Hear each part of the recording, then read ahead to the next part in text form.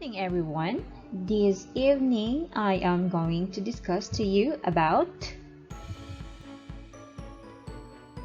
the cooperative principle and politeness.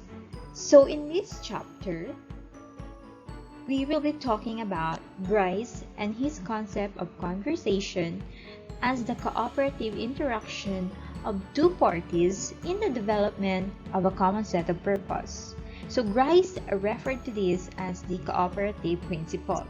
So following this discussion of the CP, the chapter will move on to consider the related phenomenon of politeness, which is another essential aspect of human interaction. So we will consider how politeness relates to the cooperative principle. So the conventions which are followed in order to maintain polite behavior and different conceptions of how politeness might best be modeled and analyzed. In participating in an interaction, Grice assumed that participants observe the following principle. Make your conversational contribution such as is required at the stage at which it occurs by the accepted purpose or direction of the talk exchange in which you are engaged. So Grice broke down this general principle into a number of sub-principles, which he referred to as maxims. So the first maxim is the quantity. In this maxim, make your contribution as informative as is required. It also states that do not make your contribution more informative than is required. The second maxim would be the quality. In this maxim, do not say what you believe to be false. Also, do not say that for which you lack adequate evidence. The third maxim is the relation or relevance. Simply be relevant. And the last one is the manner.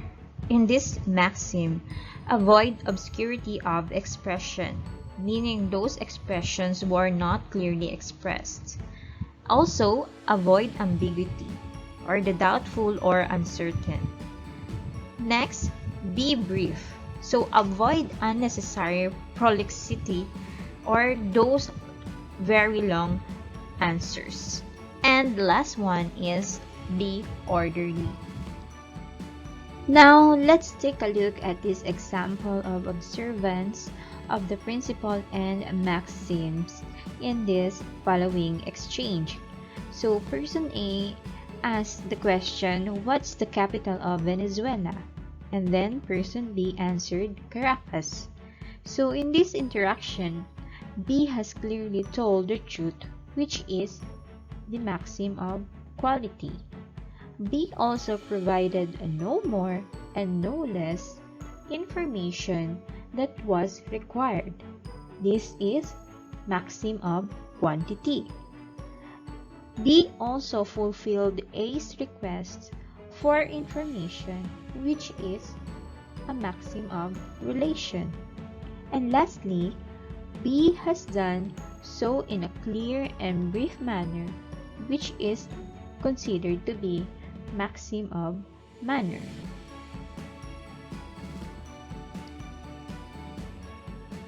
The cooperative principle and the maxims are rational. Then, we might expect them to be applicable in aspects of non-linguistic behavior, and indeed they are. So, in Greer's explanation, Levinson gives the following example. As I have mentioned a while ago, that cooperative principle is not only applicable in aspects of linguistic behavior, but also in aspects of non-linguistic behavior. Now, let's take a look at these examples given by Levinson. Consider this situation in which A and B are fixing a car. If the maxim of quality is interpreted as the injunction to produce non-spurious or sincere act, B would fail to comply this if when person A asks for a brake fluid and then person B knowingly passes the oil. In this situation, the maximum quality is not being complied by person B. Another example is when person A asks person B to tighten up the bolts on the steering column and then person B pretends to do so, but actually he is not doing it. In this situation, maximum quality has not been complied by person B. Now let's proceed with another maxim. Similarly, A would fail to observe the maxim of quantity if, when B needs 3 bolts, person A purposely passes him only 1 or alternatively passes him 300 bolts. In this situation, person A failed to observe the maxim of quantity. Finally, B would fail to comply with the maxim of manner if A needs a bolt of size 8 and then B passes him the bolt in a box of size 10. So, in this situation, person B failed to comply with the maxim of manner. As already mentioned, the phenomenon of indirect speech acts draws attention to the fact that there is not necessarily a one-to-one relation between what we mean when we say something and the meaning of the sentences we use when they are taken in isolation. Utterances do not always carry their literal meaning. According to Grice, non-literal meaning must be inferred from context and the cooperative principle in a special type of inference he called implicature. So, how does this work? Let us now take the following exchange. Person A asks, "Can you come to see me tomorrow?" And then person B answered, "I've got a meeting." So, B's reply here might not be immediately interpreted as being related to A's question.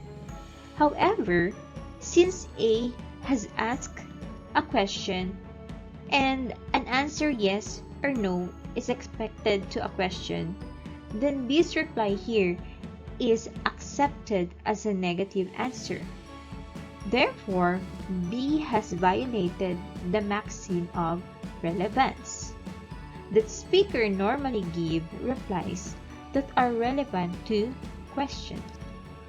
But A can use this same maxim to work out the implicature that B cannot come to the meeting. Grice states that to work out a conversational implicature, the hearer must rely on the following information. First one, the conventional meaning of the words used, together with the identity of any references that may be involved. Second, the cooperative principle and its maxims. We have also the context, linguistic or otherwise, other items of background knowledge. And lastly, we have mutual awareness of the numbers 1 to 4. Here is another example, this time with the maxim of manner. This is a situation at the end of a radio discussion of the British finance minister's performance. So the interviewer asked, in a word, should he, the finance minister, resign? And then the opposition politician answered, well, I think he himself must see the untenability of his position. In this exchange, B's reply is not as clear as it could be. thereby violating the maxim of manner. So A, realizing that B is violating the maxim of manner, therefore, he was able to derive the appropriate implicature that the finance minister should resign. What these examples show is that by observing the cooperative principle, interlocutors are able to work out what is meant from what is said. Hearers realize, according to Gray's theory, that literal meanings are not being employed, and that the maxims are being violated, and infer additional meaning, which is implicatures, to make up for this. Examples such as those above are referred to by Levinson as standard implicatures. Grice also talked about another type of implicature, which he called flouts. A flout is when someone deliberately and ostentatiously contributes a maxim. This may be considered to be a major violation. When a speaker is assumed by a hearer to be observing a maxim, then this is a case of standard implicature. If the speaker is assumed not to be observing the maxims, then this is on another level and is classed as a flout. Let's proceed with the first, which is the flouting the quantity maxim. Grice gives the example here of someone writing a testimonial who only writes a couple of lines. In a normal situation, much more than a couple of lines would be required for a testimonial. The writer is ostentatiously breaching the quantity maxim, allowing the reader now to infer the implicature that the writer does not have a high opinion of the person in question. Let's proceed with the flouting the quality maxim. Grice gives the examples of irony, metaphor, meiosis or understatement, and hyperbole. In such cases, speakers are not being truthful in the literal sense of the term. This being obvious to hearers, they infer further meaning according to the context.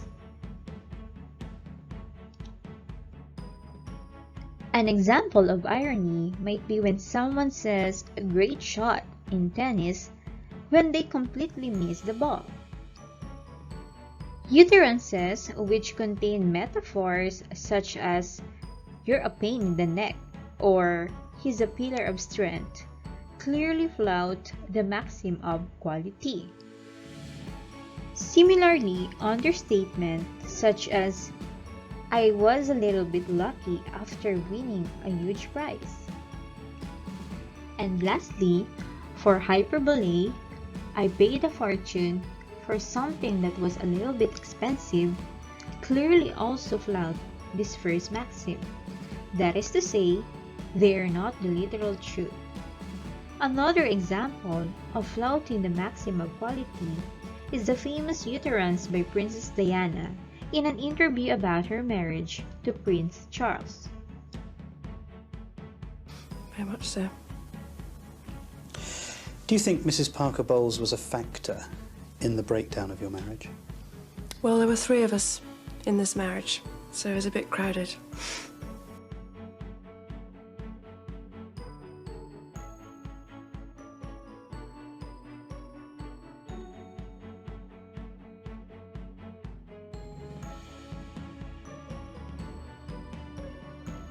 Clearly, to say that 3 people are in a marriage is not truthful, as only 2 people can be married.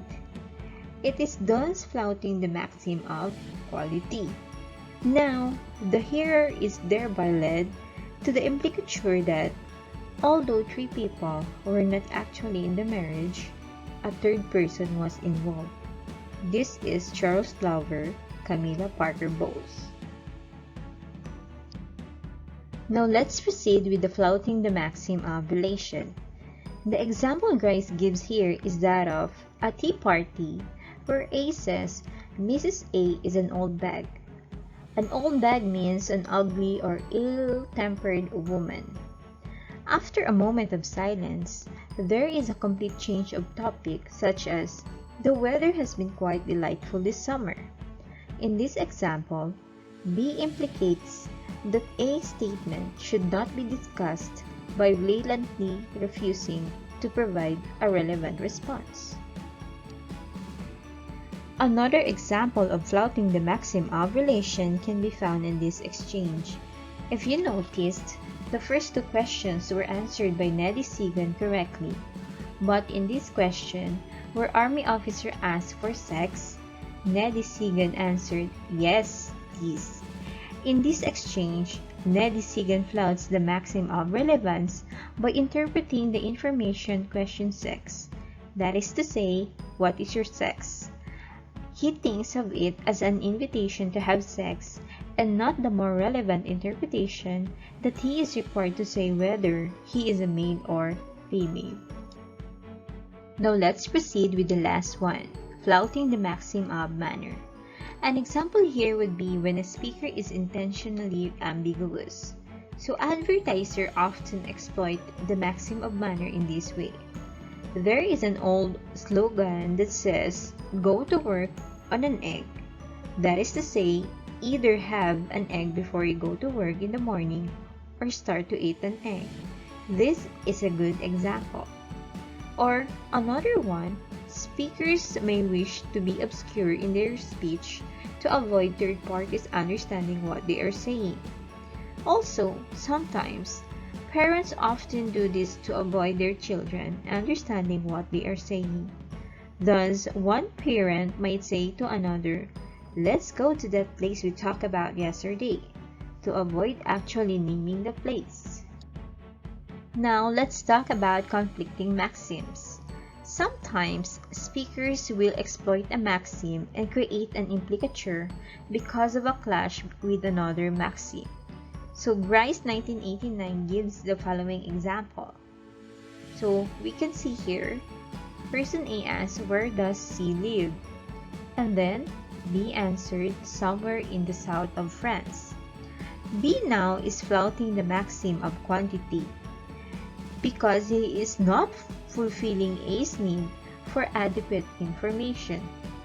This can be explained by supposing that B is aware that to be more informative would be to infringe the maxim of quality and not to provide a truthful answer. B then accordingly implicates that he does not know the actual town where C lives. As well as exploiting the maxims by obvious flouting, speakers may indicate that they are opting out of a maxim by using a special kind of what are called hedges, words or phrases telling hearers to disregard one of the maxims. This is not in Grice, but it is discussed in various treatments of Grice. We have here different examples. For quantity, I don't want to qualify everything that I say out of existence, but needless to say, so this example is saying that I am going to contravene the quantity maxim even though I don't need to. For the quality, there was an article in the New York Times sometime last spring, I believe. So that is to say, what I'm telling you may or may not be true. For the relation, these children descriptors may not necessarily be relevant. So, I may be contravening the maxim of relation. And lastly, for the manner, I guess I'm not very clear. I don't know much about history. So I'm aware that I have been flouting the maxim of manner. Be clear in discussing this history. Now let's proceed with the infringing the cooperative principle. Another way of failing to fulfill the maxims By the way, this is not referred to by Grace, but discussed by Thomas. Is rather confusingly referred to as infringing. Infringing a maxim or maxims in this specialized meaning is when someone unintentionally generates an implicature. So other situations where infringing is at stake are when someone is physically or cognitively impaired. Like for example, because the person is nervous or drunk or unable to develop a logical argument in conformity with the maxims. President George W. Bush, who was notorious for his misspeaking, provides many examples of illogical comments which can be interpreted as infringements. Here are just a few. My job is a decision-making job, and as a result, I make a lot of decisions. Another one, I will try to the best of my ability to help those who lost life and property. Now let's talk about violating the cooperative principle. We said that cooperative principle is the norm, and we have seen that speakers may follow it to the letter, may set up standard implicatures by clearly not following it, may ostentatiously exploit it through flouting, may mitigate it through the use of hedges, or may infringe it because of some form of incapacity. In some cases, however, speakers may not tell the truth at all. In such cases, they disregard the cooperative principle without indicating to hearers that they are doing so. This is referred to as a violation of cooperative principle, and although mentioned by Grice, it is not developed by him. So, one perfect example for this is flagrant lying. This is the most obvious example of violation of the maxim. Now let's talk about politeness. We might see that a lot of what was analyzed as flouting the maxims of the cooperative principle can be related to politeness. Politeness is the use of language and behavior in such a way as to encourage good relations between participants. At the same time as not following the maxims, the writer might be interpreted as being overly polite. This suggests that we might add another maxim to the cooperative principle: adopt an appropriate amount of politeness. Some writers have extended Grice's cooperative principle to include politeness.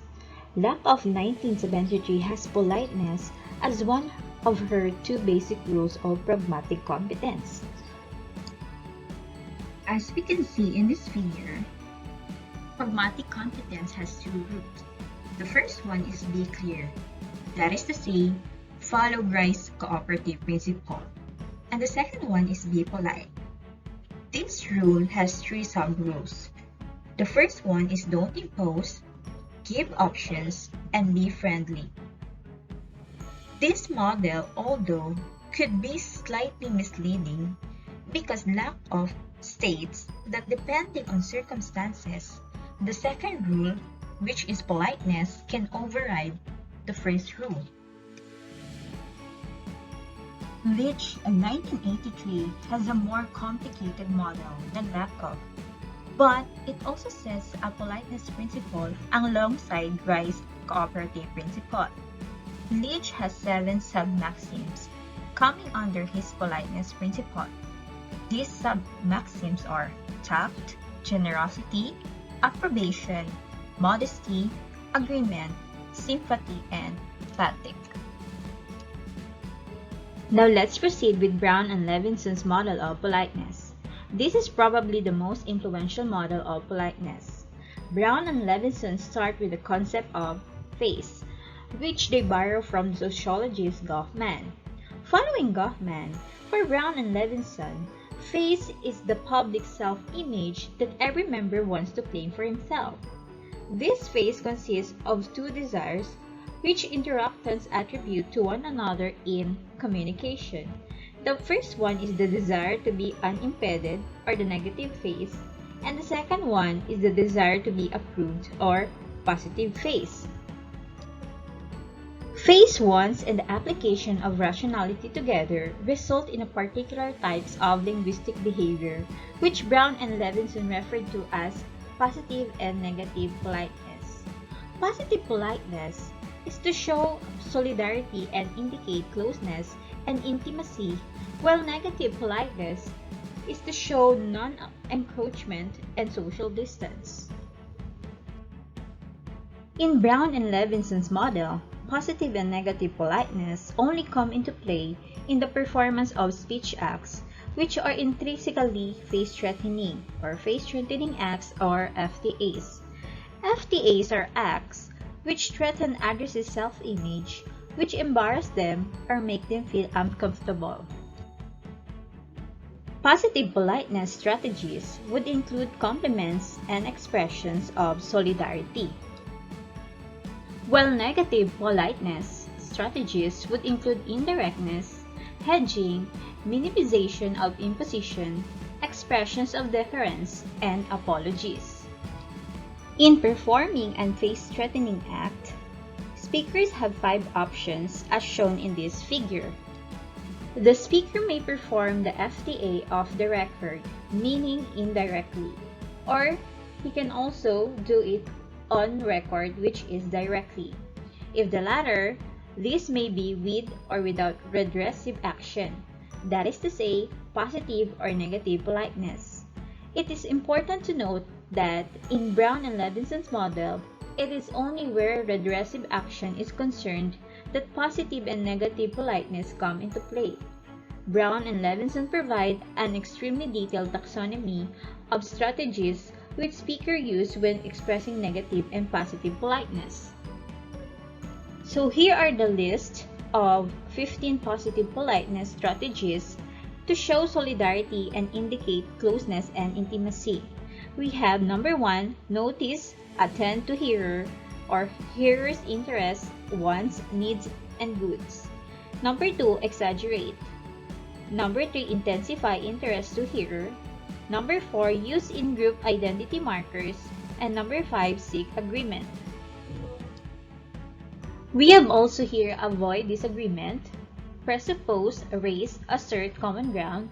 Number 8, joke. We have also assert or presuppose speaker's knowledge of and concern for hearer's wants. Number 10, offer and promise. And the last 5 strategies are be optimistic, include both speaker and hearer in the activity, give or ask for reasons, assume or assert reciprocity, give gifts to hearer like goods, sympathy, understanding, and cooperation. Space precludes a consideration of all these strategies, but examples of a few of the more easily illustrated ones, taken from Brown and Levinson, can be given. We have for strategy number 1, notice, attend to H. Goodness, you cut your hair. We have also example for strategy number 2, exaggerate. What a fantastic garden you have, with exaggerated prosody. And we have also here strategy number 4, which is use in group identity markers. Help me with this bag, will you, love, son, or pun? Now let's proceed with the negative politeness strategies. This is to show non-encroachment and social distance. We have here, be conventionally indirect. Number 2, question or hedge. Number 3, be pessimistic. Number 4, minimize the imposition. Number 5, give deference. We have also here another negative politeness strategies that include apologize, impersonalize speaker and hearer, or avoid the pronouns I and you. We have also state the face-threatening act as a general rule. Number 9, nominalize. And number 10, go on record as incurring a debt or as not indebting hearer. Here are some examples illustrations of the negative politeness strategies. For strategy number 1, be conventionally indirect, we have, won't you come in? For strategy number 2, question or hedge, I suppose or guess or think Harry is coming. For number 3, be pessimistic. The example for this is, I don't suppose or imagine there'd be any chance or possibility or hope of you. House and Casper 1981 looked at the linguistic realization patterns of politeness associated with the face-threatening acts of complaints and apologies. Using role-play data of English and German interactions, House and Casper found there to be considerable differences in the distribution of politeness markers associated with the two FTAs, with the German data being more direct than the English. House and Casper developed a taxonomy of politeness markers to account for their data. The following are the categories used. It is divided according to two major classes. We have the downgraders and upgraders. Downgraders play down the impact an utterance is likely to have on the hearer, while the second one increase the force of the impact utterance may have. For downgraders, we have the politeness markers. For example, the word please. We have also playdowns, in which these are syntactic devices designed to reduce the force of an utterance. For example, in the past tense, I wondered if. In the durative aspect, I was wondering. For negation, might not it be a good idea? Interrogative, might not it be a good idea? And for the modal, we have might not. We have also here for consultative devices, in which these are structures which seek to involve the hearer cooperatively. For example, would you mind if? Now let's proceed now with the last one, upgraders. For upgraders, we have overstaters. These are adverbial modifiers which overrepresent the reality of a proposition. For example, absolutely, purely, terribly, and frightfully. We have also intensifiers for upgraders. These are adverbial modifiers which intensify certain elements of a proposition.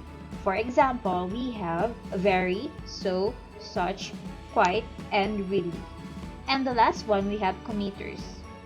These are the sentence modifiers which indicate a heightened degree of commitment. For example, I'm sure, certainly, and obviously.